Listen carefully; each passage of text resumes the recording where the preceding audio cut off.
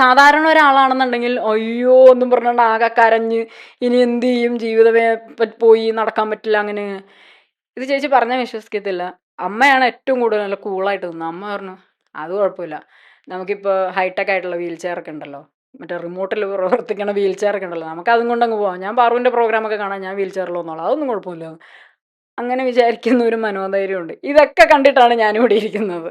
അപ്പം ഞാൻ ഇപ്പം നമ്മൾ ഫിനാൻഷ്യലി സ്റ്റേബിൾ ആയതുകൊണ്ടാണ് ഈ വർത്തമാനം പറയുന്നത് കേട്ടോ. അന്നാണേലും അങ്ങനെ എനിക്കിതുവരെ ടച്ച് വുഡ് ഫിനാൻഷ്യലി അങ്ങനെ ഒരു ബുദ്ധിമുട്ടും ഇതുവരെ അങ്ങനെ ഉണ്ടായിട്ടില്ല.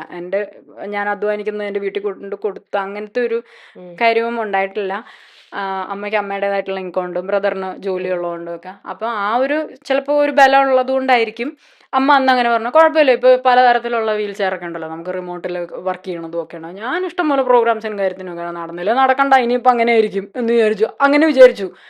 അത് കഴിഞ്ഞ് ടക്കനെ ഒരു ദിവസം എന്നെ ഡോക്ടർ ക്യാബിനിലേക്ക് വിളിച്ചിട്ട് പറഞ്ഞു നമുക്കൊരു സർജറിയും കൂടെ ചെയ്തു നോക്കാം, ചിലപ്പോൾ ശരിയായാലോ. ശരി, ഓക്കെ, ഡോക്ടറിൻ്റെ ഇഷ്ടം, നോക്കിക്കും. അങ്ങനെ രണ്ടാമത്തെ സർജറി ചെയ്തിട്ടാണ് ഇയാൾ അവിടെ ഇരിക്കുന്നത്.